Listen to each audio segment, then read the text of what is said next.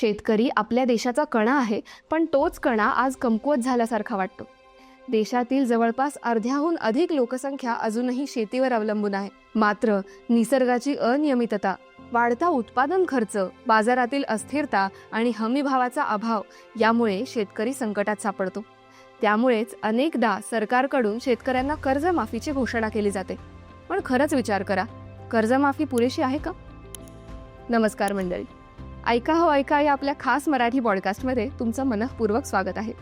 23 डिसेंबर हा दिवस भारतात राष्ट्रीय शेतकरी दिन म्हणून साजरा केला जातो. भारताचे माजी पंतप्रधान चौधरी चरण सिंग यांच्या जन्मदिनी हा दिवस साजरा केला जातो. कारण ते शेतकऱ्यांच्या जीवनात बदल घडवून आणण्यासाठी झटले. त्यांच्या धोरणांमुळे आणि विचारसरणीमुळे शेतकरी हा राजकारणाच्या केंद्रस्थानी आला. पण आज या दिवशी आपण केवळ त्यांचा गौरव न करता शेतकऱ्यांच्या प्रत्यक्ष अडचणी आणि मूलभूत प्रश्न समजून घेणं अधिक महत्त्वाचं आहे. कर्जमाफी ही अनेक वेळा राजकीय घोषणांपुरती मर्यादित राहते. बऱ्याचशा कर्जमाफी योजना कागदावरच राहतात, तर काही योजना इतक्या गुंतागुंतीच्या असतात की लाभार्थ्यांपर्यंत त्या पोहोचतच नाहीत. मान्य आहे, कर्जमाफी शेतकऱ्याला तात्पुरता दिलासा देते. एका हंगामासाठी होईना का, पण त्याचं ओझं हलकं होतं. पण पुढचा हंगाम सुरू झाला की परत तेच संकट उभं राहतं. म्हणजे कर्जमाफी ही फक्त वरवरची मलमपट्टी आहे, तर मूळ जखमेवरचा उपचार नाही. शेतीमध्ये संकटांची साखळी कायम आहे. अवकाळी पावसामुळे पीक जातं, विम्याची भरपाई वेळेवर मिळत नाही, बाजारात माल नेला तर दर नसतो, आणि जर दर मिळाला तर दलालांच्या मक्तेदारीमुळे शेतकऱ्यांच्या पदरात फारसं काही उरत नाही. त्यामुळे तो नव्याने पुन्हा कर्ज काढतो. आणि म्हणूनच कर्जमाफीपेक्षा आवश्यक आहे ती दीर्घकालीन शाश्वत उपाययोजना. शेतकऱ्यांना केवळ एकदाच मदतीची गरज नाही, तर संपूर्ण शेती व्यवस्थेच्या सुधारणांची गरज आहे.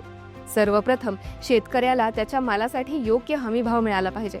हमीभाव केवळ कागदावर जाहीर करून उपयोग नाही, तर त्या भावाने खरेदी होईल याची हमी सरकारनं घ्यायला हवी. दुसरं म्हणजे पीक विमा योजना खऱ्या गरजूंना मिळतेय का याची चौकशी व्हायला हवी. अनेकदा शेतकऱ्यांनी विमा भरल्यानंतरही क्लेम मंजूर होत नाही. तिसरं, शेतमाल साठवण्यासाठी कोल्ड स्टोरेज, गोदामं यांचा अभाव आजही जाणवतो. त्यामुळे शेतमाल तातडीनं विकावा लागतो आणि भाव मिळत नाही. तांत्रिक दृष्टिकोनातून बघितलं तर आज शेतीमध्ये बरेच पर्याय आहेत, जसं की ड्रिप इरिगेशन, सेंद्रिय शेती, मल्टीक्रॉपिंग इत्यादी. पण हे सर्व शिकण्यासाठी आणि आत्मसात करण्यासाठी शेतकऱ्याला प्रशिक्षण, मार्गदर्शन आणि आर्थिक पाठबळ लागतं.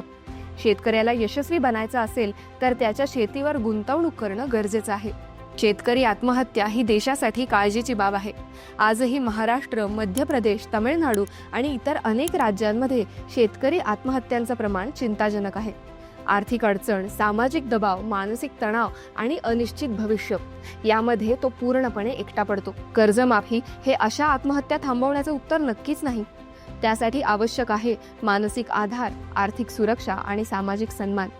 एक गोष्ट आपल्याला लक्षात घ्यायला हवी की शेती ही केवळ उदार भावनेनं चालणारी बाब नाही, तर तो एक व्यवसाय आहे. आणि जसा इतर व्यवसायात फायदा मिळवण्यासाठी योजना तयार केल्या जातात, तशा योजना शेतकऱ्यांसाठीही हव्यात. शेतीचा व्यवसाय फायदेशीर कसा होईल याकडे लक्ष दिलं पाहिजे. आपण सर्वांनी मिळून शेतकऱ्यांच्या पाठीशी उभं राहायला हवं.